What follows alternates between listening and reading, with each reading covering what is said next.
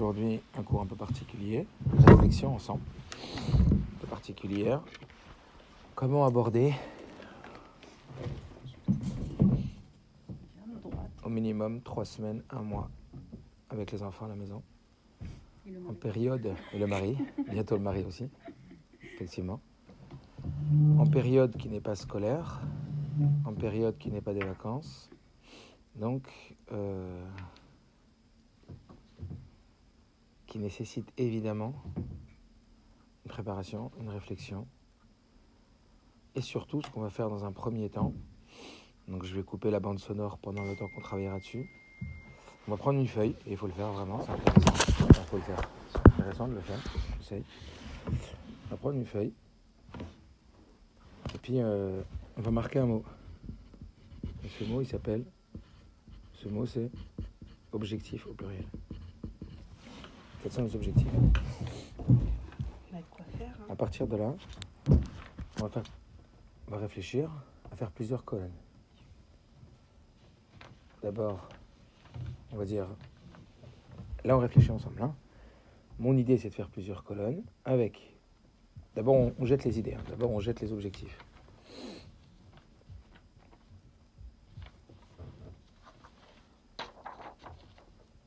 Parce que c'est très très important pour réussir à canaliser une énergie, pour réussir à donner une direction à ce que l'on vit, une direction à ce que l'on fait, à donner du sens à ce que l'on fait, ça on l'expliquera après, de fixer des objectifs. Et ces objectifs, ils vont nous permettre d'aller dans une direction, d'apprécier la progression, d'apprécier les difficultés et de chercher quelque chose. Amener du sens, décider du sens que l'on donne à la situation qu'on n'a pas choisie. Encore une fois, c'est donc reprendre le plus possible le pouvoir. C'est-à-dire évaluer la possible, les choix, les moyens dont on dispose pour optimiser des situations et, comme on l'a vu avec Purim, les transformer de situations difficiles en situations opportunistes. D'accord ? Donc pour l'instant, on va réfléchir à des objectifs. Alors, l'idée, ça serait faire plusieurs colonnes. Avec une colonne, on va dire objectif en termes... Alors, l'idée, c'est comme ça. Après, vous me dites ce que vous en pensez. Individuel, relationnel, familial, organisationnel à la maison. Organisation. C'est objectif. Est-ce que vous pensez à d'autres choses ? En fait, moi, quand je Parce vois qu'il y a... objectif, c'est par enfant, non ? Ah non. L'objectif, c'est l'objectif, on va voir. Mon objectif à moi. Non. Il y a l'objectif à titre de l'individu, des objectifs individuels. Par exemple, pour tel enfant, ça sera ça, pour vous, ça sera ça, parce qu'il y a aussi l'objectif pour vous, il y a aussi pour votre mari. Oui, ça, c'est individuel, parce que quand on est en groupe, c'est quoi l'histoire ? C'est qu'on va vivre à huis clos. C'est-à-dire, on va comme vivre ensemble, beaucoup plus que d'habitude. Et a priori, on va devoir de moins en moins pouvoir sortir. D'accord ? Ou en tout état de cause, pour l'instant, les enfants ne sont plus à l'école et on va éviter aux enfants de sortir. Parce que l'idée, c'est pas d'arrêter l'école pour les amener dans des parcs et qu'ils se retrouvent tous ensemble. Donc, ça va être a priori, on va devoir travailler le concept de la famille. Et Akadosh Baruch Hu, il attend ça de nous, puisque tout est Bashgacha Pratit, et que le Baal Shem Tov dit que de chaque chose qu'on vit, on doit tirer un enseignement et on doit apprendre. Donc, l'idée, c'est pas de figer, l'idée, c'est pas de grogner, l'idée, c'est pas de se plaindre, l'idée, c'est pas de commencer à se dire, oh, ça me saoule, et comment on va faire, nanana. C'est de décider, comme on l'a vu avec Purim, de transformer une difficulté en opportunité. D'accord ? Et c'est comme ça que le Rabbi nous apprend à vivre chaque chose. Donc comment je pourrais rendre ces quelques jours qui vont arriver, si Dieu veut, et au pire quelques semaines, comment ça pourrait devenir une opportunité ? Comment je pourrais faire des choses, comment je pourrais créer des choses que j'aurais jamais pu créer s'il n'y avait pas ça ? Et c'est donc toute l'histoire de Purim. Venaforhu. C'est une mentalité, l'histoire de Purim, vous comprenez ?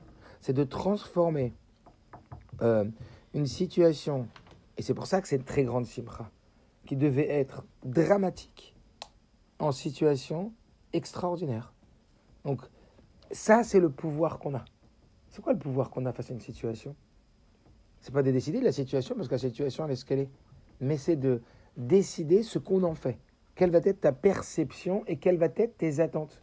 Alors, je vous renverrai évidemment à regarder un petit peu ce que dit Viktor Frankl. On avait déjà parlé de ça en logothérapie. Le Rabbi l'a très souvent mis en avant, Viktor Frankl. puisque tout son lien, c'est qu'il a vécu Chas Shalom des moments très très très très durs comme la Shoah, et que pendant la Shoah, il a développé une nouvelle thérapie qui s'appelle la docothérapie, qui est en réalité donne du sens à ce que tu vis. Et qu'en donnant du sens à ce qu'il vit, grâce à Dieu, évidemment, elle est avdil dans les situations, mais il a réussi des exploits. Il a réussi à sauver des milliers de personnes en leur faisant retrouver du sens dans ce qu'ils vivaient. Ça veut dire, Frankel, ça veut dire que des gens, ils voulaient mettre fin à leur vie. Ils vivaient tellement une grande souffrance, alors que les avdil. Mais ce support est bon parce qu'après, il en a fait sa thérapie et il en a fait toute son œuvre. Et le rabbi l'a énormément encouragé. Et quand je ne vais pas rentrer dans tous les détails, mais il y a des lettres que le rabbi il a envoyé à une femme pour lui donner $1, etc., etc. Donner du sens, décider du sens de ce qui nous arrive. C'est très très lié avec la chassidoute. Comment comprendre que tout est BHGH pratique et tout a une raison, tout a un intérêt.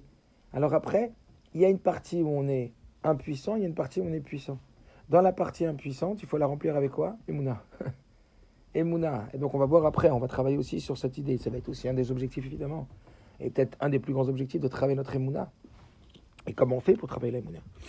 Donc il y a la partie où a priori on n'a pas de maîtrise sur la chose, on doit être en mode Emouna. Et travailler la Emouna, et on verra ce que ça veut dire, etc. L'autre partie, où on a oui une maîtrise, c'est par exemple les enfants, ils sont à la maison toute la journée. Waouh, là, zizou, on est dimanche, il y a toute la journée. Mais demain c'est pareil, et après-demain c'est pareil. Qu'est-ce qu'on va faire? On va se transformer en Wonder Woman, en Mora, en pédagogue, en thérapeute. Qu'est-ce qu'on va faire? On va faire des formations. C'est quoi l'histoire? Comment ça va bien se passer à la maison? Comment ça va faire que on va arriver? Parce que c'est sûr que ce qui est en train de se passer, ça fait partie du projet divin et qui est un projet pour chaque individu, à lui de réussir à être le plus responsable possible de l'ambiance de la maison. À lui d'être le plus responsable possible, et c'est comme ça que le rabbi nous éduque, d'être le plus responsable possible de ce qui va se passer, de l'ambiance à la maison, de ce qu'on va fabriquer à la maison. Alors après, il faut accepter les possibles et les impossibles, il faut accepter qu'il y aura des moments plus difficiles, des moments plus faciles. Mais ce que j'ai envie de dire, c'est que plus on va préparer la situation, plus on ne va pas laisser les choses à l'imprévu, et plus on va être soi-même, ses enfants, dans un système qui va nous rassurer, qui va nous organiser, qui va nous mettre dans une situation de rendre plus facile la Ménoura et même la Emouna. Parce que quand on est stressé, et quand on est angoissé, alors ce stress, cette angoisse crée du stress, il crée de l'agressivité, il crée de la violence, il crée des situations tendues, etc. Donc tout ce qu'il faut réfléchir, c'est ok, il y a une situation, il faut que je rebondisse. Qu'est-ce que je vais en faire? Donc où je subis, et là ça va être catastrophique, si je ne fais que subir, parce que c'est pas comme ça que Dieu nous a appris, et la maladie, tu prends pas de médicaments, tu fais pas attention à tes mains, non, tu as Emouna, mais en même temps tu fais ce que Akadosh Baruch Hu, il te demande de passer à Piteva, et tout ce qui est dans ton pouvoir de faire, il faut le faire. Et on voit bien que les premières tables, elles n'ont pas tenu, elles venaient d'Akadosh Baruch Hu, les deuxièmes tables, ce qu'on a expliqué hier, elles venaient de Moshe Rabbeinu, elles ont tenu. Quand ça vient de l'homme, quand ça vient de l'effort de l'homme, ça tient. Et du Hajim, Mida, Keneged, Mida. Donc si nous, on fait de notre mieux pour que ça se passe le mieux possible, et pas seulement qu'on passe cette période, mais qu'on utilise cette période, avec nos enfants, avec nos familles, avec nos maris, etc., alors ça sera passé d'une difficulté à une opportunité. Et c'est comme ça que la Chassidut nous apprend à vivre, et c'est comme ça qu'aujourd'hui, tout le monde est d'accord pour dire que c'est l'optimisation même de chaque situation qui révèle à combien on peut devenir partiellement ou de façon importante responsable de ce qu'on fait, de ce qui nous arrive. C'est donc donner du sens et comprendre que c'est nous qui décidons beaucoup plus de choses qu'on peut imaginer, qu'on a l'impression d'être impuissant, alors que non, en vérité, on a beaucoup plus de possibles que d'impossibles dans certains domaines, mais qu'on ne les prépare pas, on n'y réfléchit pas, etc. D'accord? Donc maintenant, on va commencer, après vous avoir fait une petite introduction, par fixer nos objectifs. Donc après, mon idée, c'est, il y a des objectifs personnels. Tu as envie de faire des choses que tu ne pouvais pas faire. Oui, il y a les enfants, oui, mais le soir, oui, mes trucs. Tu as des objectifs aussi de couple. Tu as des objectifs aussi familiales. Ça veut dire au niveau, qu'est-ce qu'on pourrait faire. Il y a des objectifs... est-ce que vous comprenez? Donc, qu'est-ce que vous verriez comme case? Qu'est-ce que vous verriez comme colonne? Mais en tout cas, puisque peut-être que ce cours il va être entendu, ne faites pas l'économie de ne pas vous asseoir 5 minutes avec un stylo et une feuille, marqué objectif, et marquez vos objectifs. Un plan d'action. On prépare les choses. Quand on a un objectif, on va se battre pour l'objectif. Est-ce que vous comprenez? On a fait un cours là au Maroc la semaine dernière, il y a 2 semaines. C'était combattre la monotonie dans les couples. Des objectifs, un sens, une direction. La motivation, c'est rajouter du motif à son action. Mais à partir du moment où il y a un sens, où il y a un objectif, on cherche quelque chose. Et là, on va se battre pour la chose, on va se motiver. Et c'est là que comprenez ce que je veux dire, qu'on va réussir à atteindre des choses. Donc vous diriez quoi? Alors je vais arrêter pour l'instant, on va réfléchir et après je reprends. On prend l'enregistrement. En vérité, ce qu'on va faire, c'est qu'on va marquer les objectifs en vrac. Après, on va essayer de les trier. D'accord? Ce qui est très important, c'est ce qui a été dit quand on n'était pas dans l'enregistrement, c'est qu'évidemment, que ce travail, il faut le faire avec son mari. Il faut prendre son mari, il faut dire, regarde, on est, ou le mari et la femme, on est ensemble. Moi, je sais que je vais le faire avec ma femme tout à l'heure. On va s'asseoir ensemble. C'est très important de ne pas décider des choses seul et après de dire aux autres ce qu'ils doivent faire. Il faut les rendre partie prenante et il faut les faire réfléchir. Encore une fois, il faut les rendre acteurs. Et rappelez-vous de cette petite histoire. Un jour, le rabbi lui a dit à un enfant qui avait 13 ans, il lui a dit, est-ce que tu joues à un sport? L'enfant a dit au baseball. Et le rabbi lui a dit, est-ce que tu as déjà vu un match de baseball où ton équipe favorite, elle était perdante? Alors l'enfant, il a dit oui. Et le rabbi lui a dit, qu'est-ce que tu as fait? Il a dit, maman, il perdait tellement les points qu'avec mon papa, on se levait des gradins, on est parti en plein milieu du match. Et le rabbi lui a dit, est-ce que les joueurs qui jouaient sur le terrain, ils sont partis en plein milieu du match? Alors il rigolait, l'enfant, parce qu'il savait que c'était improbable. Il a dit, bien sûr que non. Le rabbi dit, pourquoi? Il dit, parce que c'est les joueurs, nous, on n'est que des spectateurs. Le rabbi lui a dit, c'est ça être juif. Être juif, c'est pas être un spectateur, mais être un acteur. Un acteur, il va jusqu'au bout. Donc, pourquoi je vous raconte cette histoire? Parce que quand on enrôle quelqu'un, et on lui donne un rôle, et on le rend acteur, eh bien, ça va l'investir beaucoup plus que quand il subit.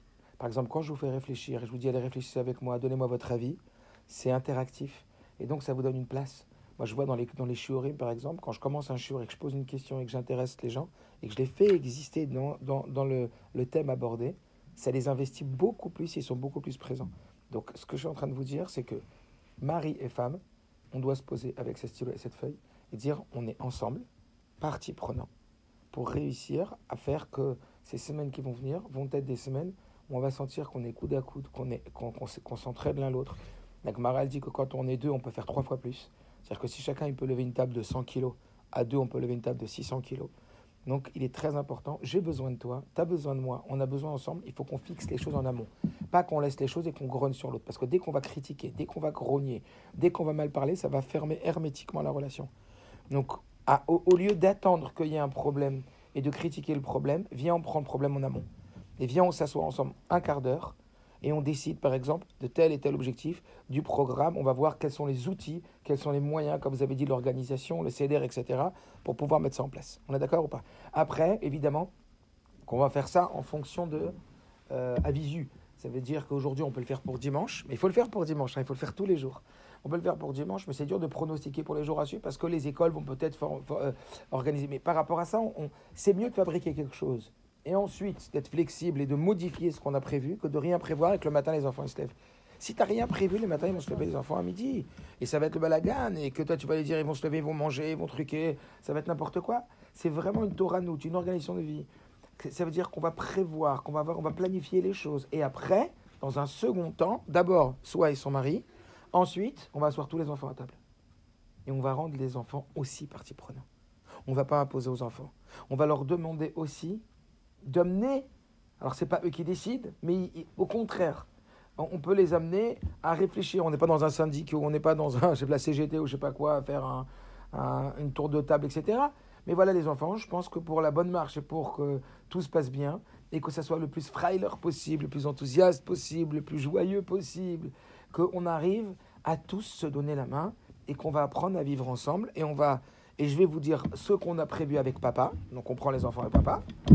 On va vous dire ce qu'on a prévu avec papa dans l'organisation de la journée. Dans l'organisation de la journée, dans l'organisation des objectifs. Et chacun, il va jouer son rôle, un peu comme des soldats, un peu comme une mission. Chacun, il va jouer son rôle. Maintenant, on vous présente notre programme, on vous présente le rôle. Si vous avez des choses que vous voyez, que vous voudriez modifier, on peut en parler. On n'est pas hermétiquement fermé, on peut entendre. s'il y a des choses à améliorer, etc. Je parle pour les grands, là, pour les ados, pour les... Ouais, même les petits, c'est bien de leur dire, voilà, maintenant les enfants, on va faire ça, on va faire ça. Idéalement, vous affichez au tableau. On affiche au tableau un petit tableau avec le programme de la journée. Et vous allez voir que ça va être juste rien à voir. Rien à voir avec une journée où il n'y a pas de programme, il n'y a pas d'organisation. On ne sait pas à quelle heure ça va au lit, on ne sait pas à quelle heure ça peut jouer, on ne sait pas combien de temps, etc., etc. N'oubliez pas, il faut donner de la liberté, mais tout en cadrant. Est-ce que vous comprenez? Le cadre et la liberté. Donc ça va être un outil, cette organisation, programmation de temps qui va être énorme. Alors normalement, comment on fabrique un projet? On voit à 5 ans ce qu'on veut, par exemple. Dans 5 ans, je veux devenir ça. Mais pour devenir ça dans 5 ans, il faut que je vois dans 1 an ce qu'il faut que je fasse.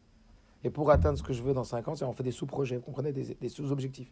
Il y a des objectifs, des grands et des petits. Et des sous-objectifs. Donc pour dans 5 ans être milliardaire, il faut que dans 1 an, je sois millionnaire.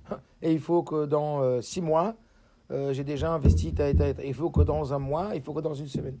Donc si j'ai envie de finir le chasse dans 7 ans, j'ai envie de faire toute la Gemara dans 7 ans, eh ben je sais qu'il faut que je fasse une DAF par jour. Donc je vais programmer. Est-ce que vous comprenez ou pas? Je commence par la fin. Je commence par mon grand objectif et après je remonte au petit. Seulement aujourd'hui, comme c'est un petit peu compliqué parce qu'on marche à visu, quoi, on marche à jour le jour, c'est un peu difficile de voir des grands projets. Mais on peut quand même dire, par exemple, moi je sais personnellement, par exemple, que j'ai envie d'apprendre bien l'ivrit à mes enfants et écrire et lire, etc. Donc j'ai un projet que dans 1 mois, j'arrive en investissant du temps à leur donner cette possibilité de l'écrire parfaitement, de traduire parfaitement. Vous comprenez ce que je veux dire? Alors, je vais me dire qu'est-ce que j'ai fixé pour cette semaine. Je vais me fixer combien de mots de vocabulaire par jour, etc., etc. Vous comprenez ou pas ce que je veux dire? Après, je peux avoir des objectifs dans la relation. Est-ce que vous comprenez ou pas? C'est pour ça que je voulais faire des colonnes. Il y a des objectifs dans l'apprentissage. En général, quand on parle d'objectifs, on parle de trois dimensions d'objectifs. On pourrait même faire les 3 cases comme ça. Connaissance, aptitude, attitude. Connaissance. Les objectifs en termes de connaissance, d'aptitude et d'attitude. En d'autres termes, en termes de savoir-faire et de savoir-être. 1, il a attrait avec la connaissance. 1, il a attrait avec les aptitudes, avec le savoir-faire. Et 1, il a attrait avec le savoir-être, ça veut dire le comportement en général, le comportement de la personne. D'accord? Ça pourrait être 3 grandes cases d'objectifs fixés. Après, comme encore une fois, c'est pas très très clair ce qui va se passer, donc on peut fixer par exemple déjà pour aujourd'hui. Mais il faut aujourd'hui. Il ne faut pas laisser la journée passer. Enfin, j'aime pas le mot faux, mais c'est très habile et très intelligent pour ne pas qu'il y ait de l'ennui. N'oubliez pas. Hein. Mon fils, il m'a dit, le petit de 12 ans, il m'a dit avant-hier, il m'a dit, papa, c'est quand les gens ils s'ennuient qu'ils font n'importe quoi et qu'ils commencent à se disputer et qu'il y a de l'agressivité. Alors l'oisiveté est la source de tous les vices. Quand on s'ennuie, c'est une catastrophe. D'accord? Donc oui, on dit que l'ennui construit l'enfant. Donc il faut qu'il y ait... C'est pas grave s'il y a des temps d'ennui. Mais plus on va gérer l'organisation, et mieux ça sera. D'accord? Plus on va gérer l'organisation, et moins il y aura d'ennui, et moins il y aura de conflits, etc. Parce que quand les gens ils sont occupés, il n'y a pas de conflit. D'accord? Il y a beaucoup moins en tout cas. Donc maintenant, ce qui va se passer, c'est qu'on va rendre son mari et sa femme partie prenante. On veut le faire ensemble. Est-ce que tu es d'accord? Même si au début il grogne et tout ça, un peu de recul. Allez, viens, on essaye, c'est important. S'il te plaît, viens, on essaye. Et donne-moi tes idées. Et attention, ne commencez pas à amener vos idées à vous et toutes ces idées à lui. Non, c'est n'importe quoi, c'est pas comme ça, c'est pas comme ça. Et il va se lever, il va dire, laisse-moi tranquille. Puisque de toute façon, il y a toujours toi qui sais comment on fait et moi je sais pas. Alors, shalom al Israël. Non, on va travailler ensemble. C'est comme si maintenant on va conduire un bateau ensemble en pleine tempête. Allez, on est sur un bateau en tempête et il va falloir gérer le bateau. D'accord? On va le gérer ensemble. C'est toi le capitaine, ou le mari le capitaine, la femme qui gère. On est ensemble, on va travailler ensemble, on est intelligent. D'accord? Avec les différences, même s'il y a des choses avec lesquelles vous n'êtes pas forcément d'accord, soyez un peu dans la concession, dans la pchara. Un peu toi, un peu moi, on travaille, on fabrique quelque chose ensemble. C'est très très important. Si maintenant l'autre, il ne veut pas du tout. Il a peut-être peur, le mari aussi. Si l'autre, il ne veut pas du tout. Ou alors, le conjoint, que ce soit homme ou femme, il ne veut pas du tout. Ou alors, si maintenant, il ne fait pas ce qu'il dit complètement, ne vous laissez pas prendre le pouvoir par l'autre. Ça veut dire, parce qu'il n'a pas fait, moi je baisse les bras. Tu n'es pas responsable de ce qu'il fait, mais tu es responsable de ce que tu en fais. Garde ton pouvoir. Garde ton pouvoir. Ça veut dire, un enfant, il dit c'est ou 0 ou 100. Un adulte, il dit je préfère 30 que 0. 30%, 40%. Donc toi, tu vas essayer de faire les choses ensemble. Maintenant, si tu vois que l'autre, il n'est pas partie prenant ou qu'il ne fait pas les choses, dis-toi, bah ok, n'oubliez pas. À l'intérieur de nous, il y a un réservoir relationnel et plus profondément un réservoir personnel. Si le réservoir relationnel ne fonctionne pas à tel moment comme il faudrait, eh ben rabat-toi sur ton réservoir personnel, sans critiquer, sans rentrer en conflit avec l'autre, en essayant le maximum de ne pas rentrer en conflit, de ne pas rentrer en rage, mais te dire, bah ok, alors si je dois faire comme si j'étais tout seul, eh ben je vais faire les choses comme si j'étais tout seul, et sans critiquer l'autre. Et vous allez voir que l'autre, il va revenir tout seul. Si vous le critiquez, il va s'éloigner. Si vous ne le critiquez pas, et vous jouez votre rôle, et vous dites ce que vous ressentez après, quand la crise elle se passe, et que ça se calme, et que tu vas dire à l'autre, bah, tu veux quoi? À ce moment-là, je me suis senti seul. Rappelez-vous, je tue. Je parle de moi, je ne parle pas de l'autre. Et tu vas parler de ton ressenti, et ben l'autre, il va être plus partie prenant. Parce que quand tu le critiques, c'est fini. Il a toujours sa raison. Ouais, parce qu'à chaque fois que je fais quelque chose, tu le critiques. Quand je fais les choses mal. Alors oui, évidemment, essayez au maximum d'éviter les critiques sur ce que... Par exemple, quand les maris font des efforts à la maison, ça, c'est pas le rôle du mari, la maison, mais là, ça va le devenir. Donc, comprenez que vous vous sabotez vous-même quand vous critiquez ce que le mari fait. Sachez bien. Mieux vaut que ça soit fait moyen que pas fait du tout. Et au contraire, ensemble. C'est bon? Donc maintenant, on va travailler un petit peu sur les objectifs. On va lister quelques objectifs. Et donc, on peut dire que c'est des objectifs en termes de connaissances, aptitudes, attitudes, donc dans la relation, dans la famille, etc. Et après, on verra comment organiser ça et comment faire un programme. Vous allez voir que quand vous allez avoir un programme, d'abord, les enfants ils vont être hyper sécurisés. Vous allez être hyper canalisés. Et donc, vous aurez beaucoup plus de facilité. Imaginez un mariage où on arrive, on n'a pas prévu la playlist du chanteur. On ne sait pas ce qu'il va chanter. Toutes les 5 minutes, il faut le voir. Non, on n'aime pas cette chanson, il faut une autre chanson. On n'a pas prévu à quelle heure ils vont comment on appelle ça? À quelle heure ils vont amener le poisson? À quelle heure ils vont servir la viande? Mais tout va nous contrarier. On va être pris, notre tête elle va être prise par... Dernièrement, on a été à un mariage où il y avait, je sais pas moi, 30 personnes qui n'avaient pas où s'asseoir, vous vous rappelez? Balagan. Le khatan lui-même, il était en train de gérer les tables. J'ai dit, mais t'as ta femme, va faire les photos. Il me dit, je peux pas faire les photos maintenant. Ils n'ont pas fait les photos. Et sa femme, elle était contrariée. Ouais, comment on va faire? Et tout ça. Plus on prévoit, moins il y a de pression, moins il y a de contrariété, moins il y a de la khatz. Est-ce que vous comprenez? Donc on y va. Allez, en termes d'objectifs. Ok, on a écrit pas mal de petits trucs. Après, ce qui serait intéressant, ce serait, comme on l'a dit, d'essayer de faire maintenant des colonnes, des classements. Dans les classements, je dirais que le point le plus important, c'est classer par priorité. Comme je crois que j'ai vu dernièrement, quand Rav Chantal disait, ne dis pas j'ai pas le temps, dis que c'est pas ta priorité. C'est-à-dire qu'en réalité, si on décide pas pour nous, c'est les autres qui le feront. Si on décide pas pour nous, si on ne sait pas décider, décider c'est prendre du pouvoir, c'est un mot très très fort, décider, c'est un verbe, c'est un pouvoir. Si on ne décide pas pour nous, c'est les autres qui décideront pour nous. Ça veut dire si je ne décide pas de ce que je vaux, c'est les autres qui vont décider ce que je vaux.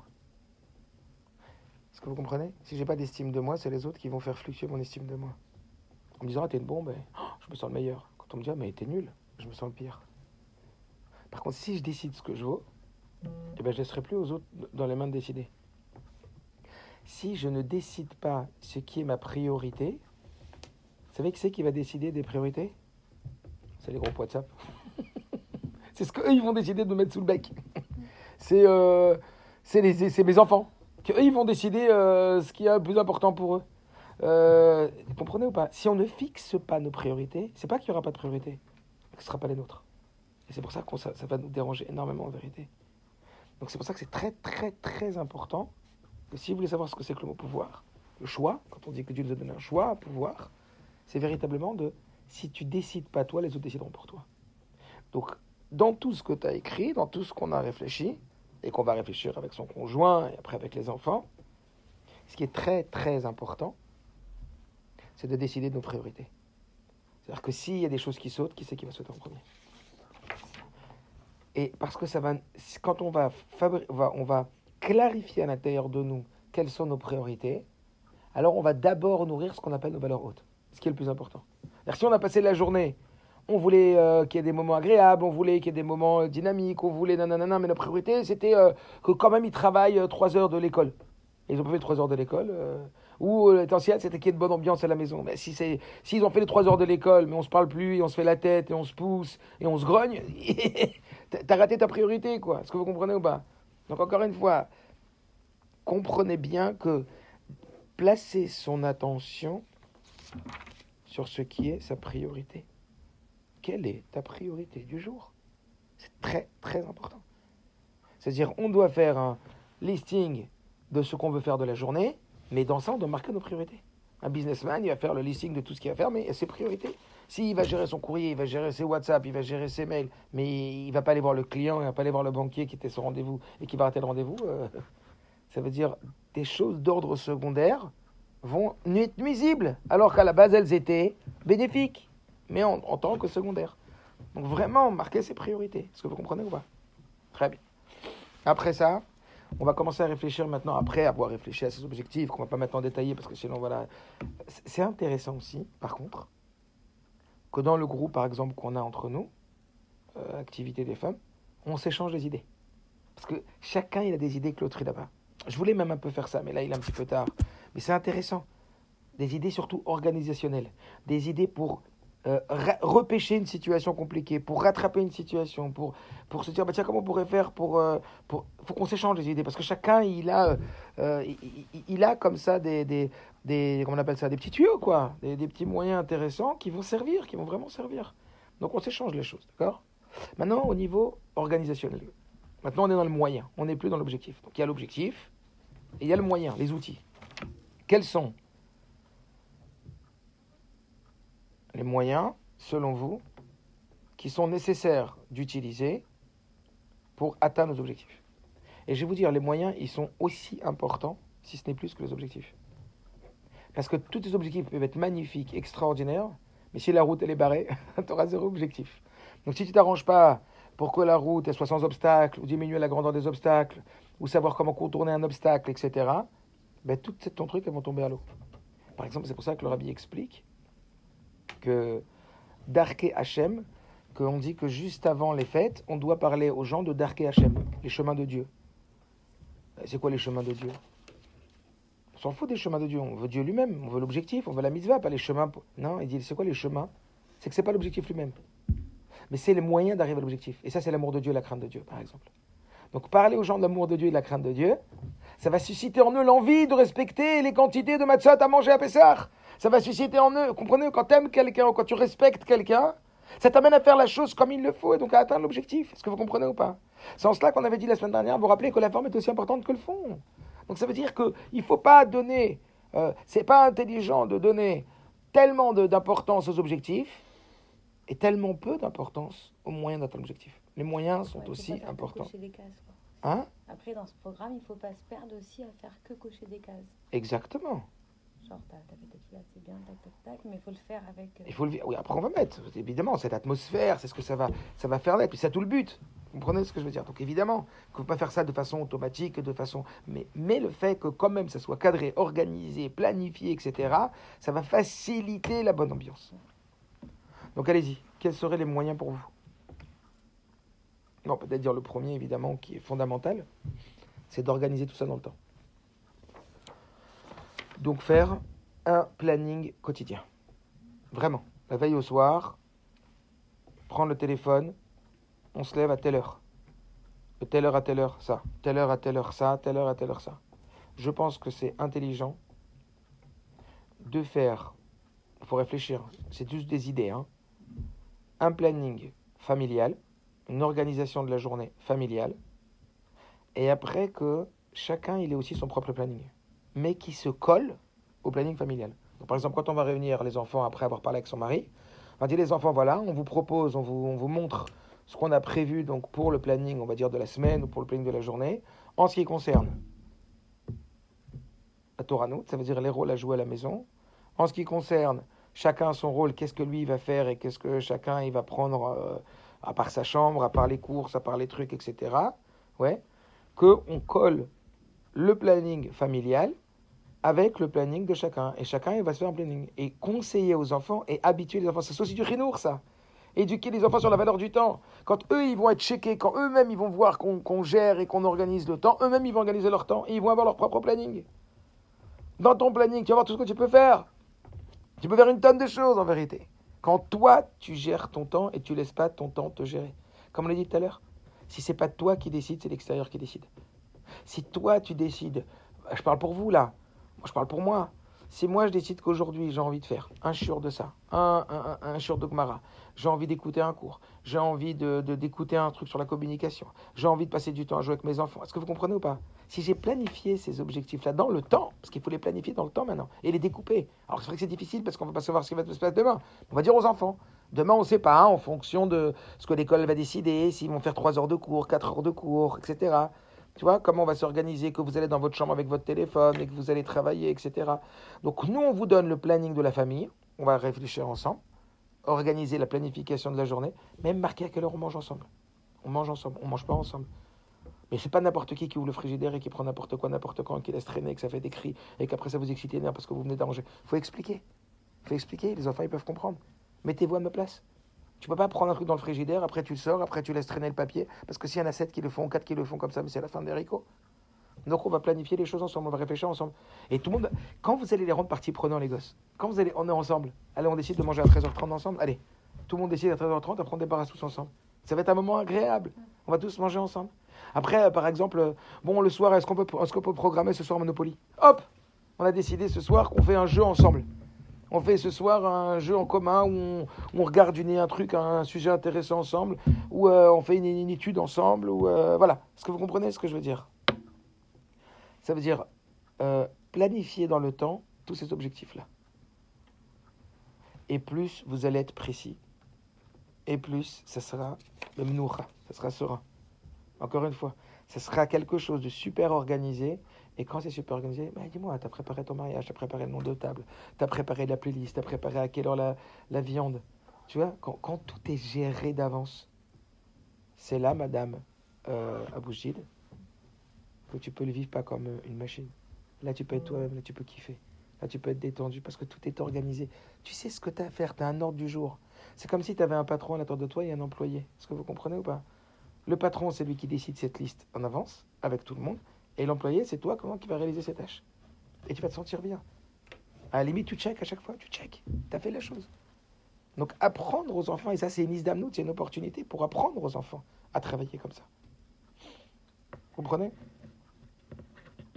Alors, après, dans ça, je vais vous écouter, mais je dirais aussi juste avant qu'il faut qu'on ait c'est très très important, des objectifs pour les enfants, mais des objectifs aussi personnels. Des objectifs aussi à nous. Quand les enfants ils vont au lit, par exemple, à 9h, il faut dire, quel est mon objectif? À part faire le ménage et faire le repassage, etc., qu'est-ce que je voudrais apprendre? Maintenant que j'ai un peu de temps, et voilà, de quoi je voudrais me nourrir? Je vais avoir un shiur, je vais fixer. Par exemple, un shiur, au moins 2 shiurs par semaine. Ou que j'écoute, vous comprenez pas? Quand toi, tu décides ce que tu vas faire de ton temps, tu vas le gérer. Ou je voudrais le soir, avec mon mari, qu'on décide je sais pas, de parler d'un truc, ou d'être ensemble, autour de quelque chose d'agréable, ou qu'on joue ensemble à un jeu tous les deux. Et qu'après, dans ce jeu, on crée quelque chose. Que ça soit un support relationnel de communication positive. Qu'on utilise ces moments-là. Qu'on apprenne comment on gère un conflit aux enfants, qu'on prenne plus de temps. Qu'on prenne plus de temps pour les enfants. Que quand un enfant, on sent peut-être que s'il est tendu et s'il est nerveux là maintenant, c'est parce qu'en vérité, au fond, il a peur. Qu'on apprenne à lire les messages sous-entendus. Mais qu'on écoute des cours sur la communication. Qu'on écoute des cours comment gérer une gestion de conflit. Comment on apprend à vivre en communication non violente, etc. C'est maintenant que ça se passe tout ça. Et comme ça, on va travailler notre travail Israël comme jamais on a travaillé. Comme ça, on va travailler notre relationnel comme jamais on a travaillé. C'est des opportunités, est-ce que vous comprenez ou pas? Maintenant, on va étudier avec les enfants, on va partager des idées avec les enfants.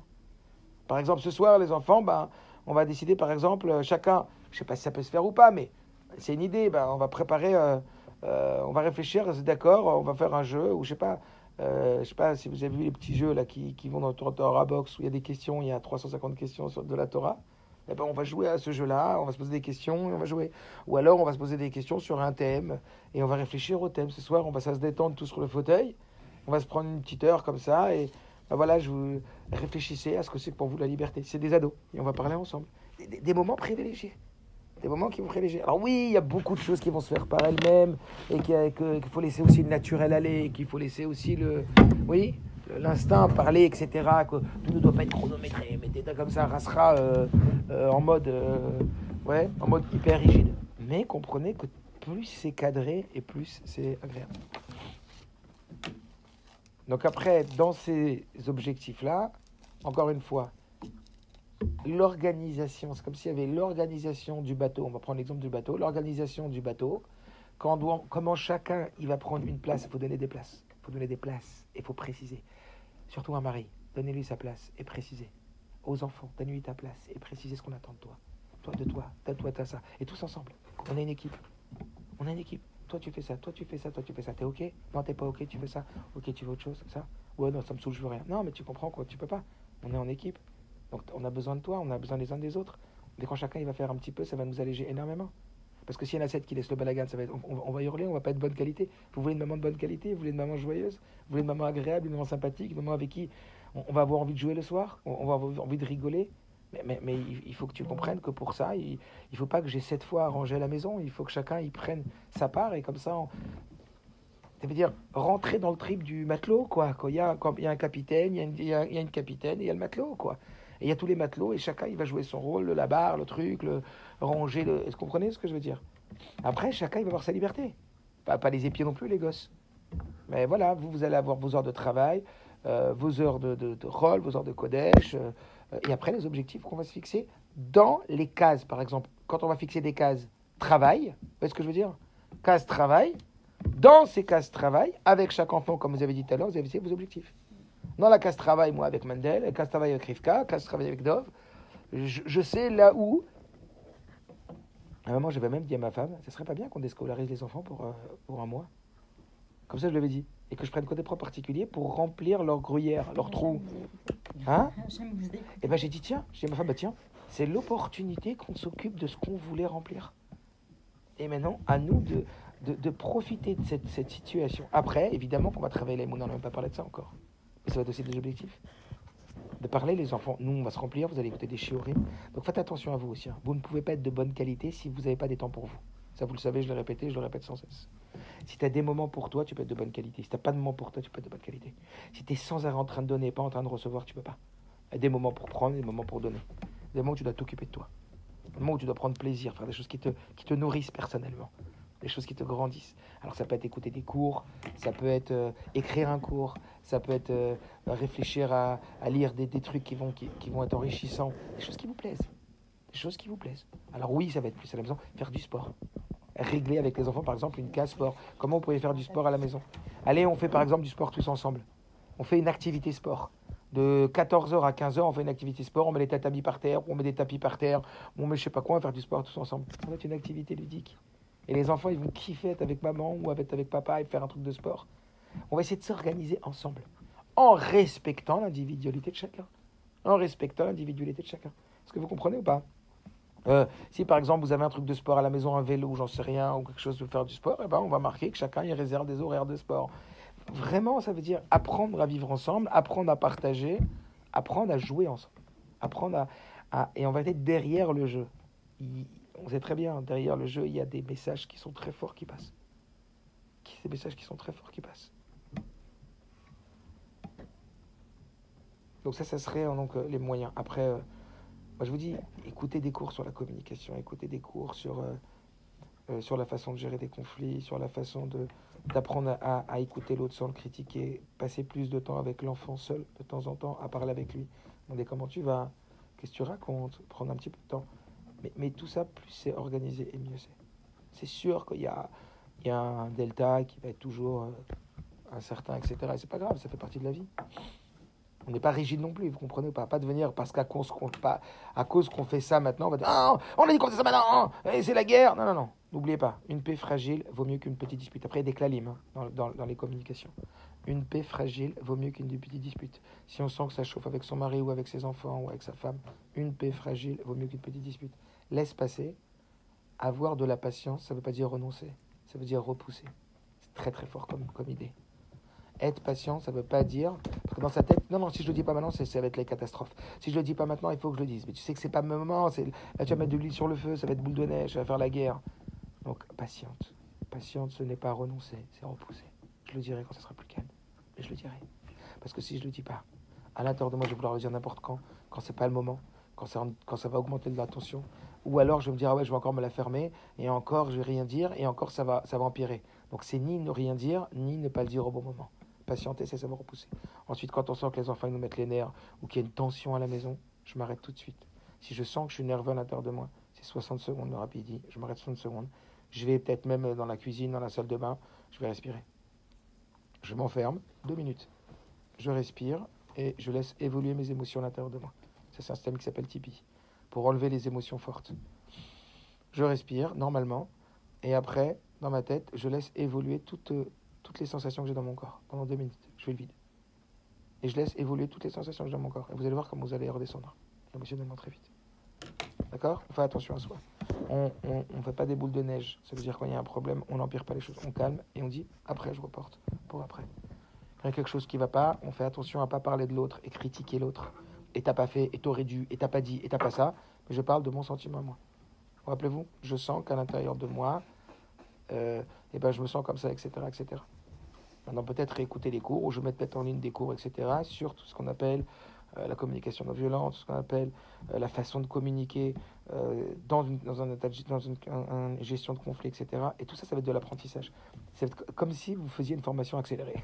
Comme si on vous offre. Tout dépend de ce qu'on décide dans sa tête, vous comprenez? Tout dépend de comment on interprète ce qu'on va vivre. C'est un peu comme ce film-là, quoi. Je n'ai pas vu, mais qu'on m'a parlé. Ils m'ont montré une scène. Les Avdil, encore une fois. Mais comment il s'appelait ce film-là? Au nom de tous les miens, non? C'est papa qui dit à son enfant, pendant la Shoah, qui dit à son enfant que c'est un jeu en vérité, et que il fait semblant que c'est un jeu, et que il a dit vous aurez pas de sucette. Voilà. Bon, enfin, on m'a montré une scène comme ça. Encore une fois, les Avdil, mais ça ressemble à ce que j'ai dit sur Victor Frankel. Sur le fait de reprendre du pouvoir là où tu penses que tu n'en as pas et que tu subis. En vérité, c'est faux. Il y a plein de choses en vérité où tu as du pouvoir. Ça dépend de comment toi tu tiens les rênes. Encore une fois, rappelez-vous, c'est pas toi qui décides, c'est les autres qui décideront pour toi. Est-ce que vous comprenez? Donc c'est mettre du sens dans les choses. C'est en vérité, c'est toi qui décides que ça va être comme ça, qu'on va gérer comme ça. C'est une opportunité de se retrouver et d'apprendre à vivre ensemble différemment. Et en vérité, même si c'est dur des moments, même si c'est pas évident, parce que ça c'est sûr, ça sera pas toujours facile, accepte que c'est dur de temps en temps aussi. Ne te rigidifie pas, non, on m'a dit comme ça, il fallait que ça soit une bonne ambiance. Oh, j'ai les boules, là c'est pas grave. Tu vois qu'il y a une ambiance crassera, tendue, etc. Allez, passe. Rabbi dit quand il y a quelque chose à dire de pas bien, ou il y a un reproche à faire, enfin il y a quelque chose qui va pas, on le dit très vite, de façon sec, sans émotion, et hop, on tourne la page, on passe à la suivante. On redynamise une ambiance positive. Donc oui, mettre de la musique à la maison. Oui, apprendre que l'enfant, quand il y a des conflits entre les enfants, parce que ça va arriver aussi, des conflits entre les enfants, alors apprendre à s'arrêter, dire dis-moi, toujours, rappelle-toi, prends la place de l'autre. Demande-toi si on t'avait fait ce que toi t'as fait, comment tu l'aurais pris. Réfléchir, prendre du temps, faire réfléchir aux enfants, s'enfermer avec eux dans la chambre. Au lieu de crier sur et d'hurler, il y a un conflit, on prend un enfant, ou les deux enfants, on les met dans la chambre, on s'assoit avec eux. Dis-moi. Qu'est-ce que tu penses que tu as fait? Au lieu de lui dire, de laisser responsable de son propre jugement, on le fait passer de coupable à juge. Et quand il est juge, il est beaucoup plus à l'aise de juger ce qu'il a fait, non pas ce qu'il est. Et donc on n'est pas là à l'enfermer dans ce qu'il a fait, mais on est là plutôt à lui dire que ce qu'il a fait ne correspond pas à la valeur de ce que lui il est. Est-ce que vous comprenez? On dit pas, dit pas c'est pas toi que j'aime pas, c'est ce que tu as fait qu'il faut pas faire. Et à toi de me dire ce que tu penses, ce que tu viens de faire. Oui, mais c'est parce que l'autre il a fait ça, oui, c'est parce que l'autre il a fait ça. Ça aide. Mais encore une fois, tu es responsable de ce que tu as fait, tu n'es pas responsable. Tu n'es pas responsable de ce qu'il a fait, mais tu es responsable de ce que tu en fais. Donc c'est pas parce que lui, il t'a hurlé dessus que c'était la bonne technique de frapper. Qu'est-ce que tu en penses, toi? Dis-moi ce que tu penses. Donc plus tu laisses l'autre éveiller sa conscience, être responsable de ce qu'il a fait, et même s'il met du temps au début, je sais pas, au début, il sait des justificatifs de son comportement, mais peu à peu, il va prendre conscience. Et après, il va s'améliorer. Donc en vérité, c'est le lien de désenflammer, de réduire l'intensité du conflit ou l'intensité des problèmes. Qu'est-ce que vous voyez d'autre? Encore quelques minutes. Dites-moi. Alors, aussi une petite idée. Quand vous allez faire travailler les enfants, sachez que de façon générale, la bonne concentration, c'est 25 minutes. Max. Donc évidemment que des ados, etc., ou des gens plus grands peuvent se concentrer 2 heures et 3 heures. Mais la bonne concentration, c'est 25 minutes. Donc si vous voulez faire, par exemple, des temps d'études avec les enfants, des temps de travail, c'est évident qu'il faut en faire. Beaucoup. Beaucoup. Il faut qu'il y ait des récréations fréquentes. Donc par exemple, pendant 40 minutes, on bosse. Et après, tu as 10 minutes de récré. 10 minutes, tu fais ce que tu veux. Libre. Et dans 10 minutes ou dans 15 minutes, on reprend. 10 minutes, on reprend. Un peu comme la récré. Des récrés fréquentes. Il vaut mieux des temps courts avec des récrés fréquentes que des temps longs avec des grandes récrés. Donc il vaut mieux bosser 30 minutes avec un enfant, 40 minutes, parce que déjà au bout de 25 minutes, la concentration descend. Donc 30-40 minutes, on bosse là 40 minutes ensemble, et après tu as 10 minutes, ou tu as 15 minutes. Et là tu vas manger, il va regarder, il va tourner, il va nanana, hop, il revient, 40 minutes. D'accord? Faites des programmes précis. Et après, aidez vos enfants. Justement, vous allez voir, peut-être que là, c'est beaucoup plus facile. Vous allez voir. Aidez vos enfants à les accompagner à faire un programme personnel. Est-ce que vous comprenez ou pas? Il y a le programme familial, où on s'assoit tous autour d'une table, on fait un programme familial. Mais après, il y a le programme personnalisé. Vous pouvez accompagner l'enfant. Pas faire à la place. Allez, comment tu pourrais faire? Tu veux faire du sport? Tu veux courir? Tu veux faire une demi-heure de sport? Tu veux faire un jeu? Tu veux faire une activité? Programme-la, organise-la. Ouais, tfila, choule, quelle heure? On n'est pas de votre fils. Organise-le, aide-le. Aide-le à l'accompagner, aidez-le à l'accompagner à l'organisation du temps. La programme, et vous allez voir comment il va se sentir bien. Sur ton téléphone, vas-y Marc. Allez, programme. Il est déjà parti pour toute la journée, là. Ouais. Léat. Mais à la maison, ça va être même dans ça, l'aider, même s'il n'est pas à la maison, et qu'aujourd'hui on n'est pas en confinement et qu'on peut sortir, etc. Voilà, ok, viens, je t'aide à programmer. Tu vas voir comment ça va être 1000 fois mieux. Tu vas voir comment toi-même tu vas te sentir bien, comment tu vas te sentir réalisé quand tu finis une tâche. Il y a un sentiment de se sentir réalisé quand on a réalisé une tâche, quand on a fini ce qu'on a fait. D'accord? Du contentement. Ok, il y a quelque chose que vous voulez rajouter? Il y a plein à rajouter, mais c'est juste voilà, une ébauche. Que déjà on travaille sur donner du sens, organiser tout ça. Ne pas se laisser emporter, quoi. Après, évidemment, il y a du travail de la Emouna. Écoutez beaucoup de shiurim sur la Emouna et comprenez qu'il faut beaucoup de shiurim. Il faut beaucoup de quantité d'apprentissage de Emouna. Et après, ça suffit pas. Parce que là, c'est de la Emouna cérébrale, il faut de l'émotionnel. Il faut travailler, après, c'est comme un muscle. D'accord? Donc, il faut regarder des textes, il faut travailler, il faut savoir que Akadosh Baruch Hu est avec nous et qu'il faut apprendre aux enfants comment on combat une panique, comment on combat un stress, comment on travaille sur soi, sur la Emouna, comment on travaille sur la Emouna. Il y a beaucoup de shiurim là-dessus. Et encore une fois, le travail ne peut venir que si on a une tête qui est bien remplie. Est-ce que vous comprenez ou pas? Quand dans un domaine, tu as appris plein de choses, tu as de quoi dire et tu as de quoi travailler sur toi et vivre. Parce qu'il y a aussi un travail sur soi. Les enfants, ils vont voir si on panique ou pas. Les enfants vont voir si on est en stress ou pas. Et tout ça, le stress, ça crée de l'angoisse, ça crée de la violence, ça crée de l'agressivité, ça crée des peurs, etc. Donc tout ça, c'est à nous de travailler sur ça, d'amplifier énormément notre émouna. Travailler, comme on a dit, émouna zomenocha, c'est travailler sur notre, pas de faire du souci, savoir que Kadosh Baruch Hu, il gère pas seulement l'humanité en gros, il gère chacun en détail, en particulier, et que chacun Kadosh Baruch Hu, il le gère, et chacun Kadosh Baruch Hu en détail, c'est comme un père avec son fils. Et que se redire cette chose-là, et vivre la chose, etc., etc. Et vivre à l'intérieur, et se le dire à soi-même, parler à soi-même, parler à l'enfant qui est en nous, qui panique, etc. Vous voulez rajouter quelque chose?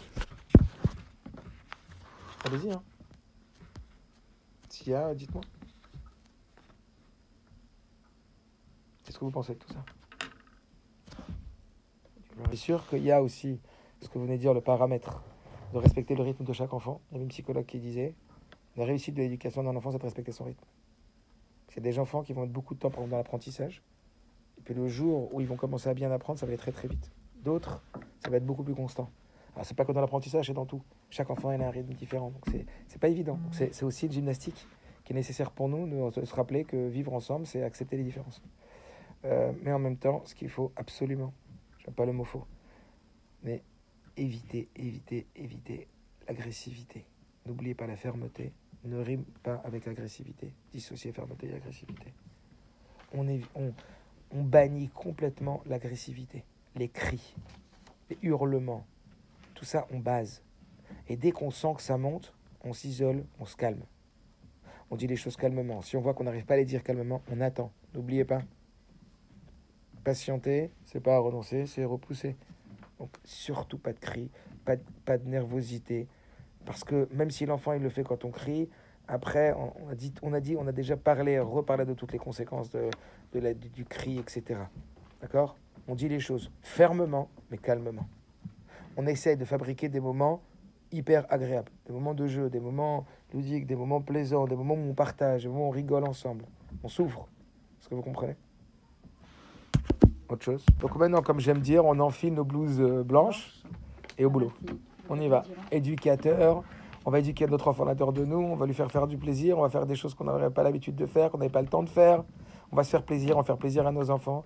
On va essayer de rendre cette situation, qui est une situation très difficile, en opportunité. Merci Hachem, de fabriquer des choses extraordinaires. Le jeudi soir. Hatzlacha, et que Dieu nous aide à ce qu'on voit la Géoula Métit Vachlema très très vite. Si Dieu veut que ce soit cher.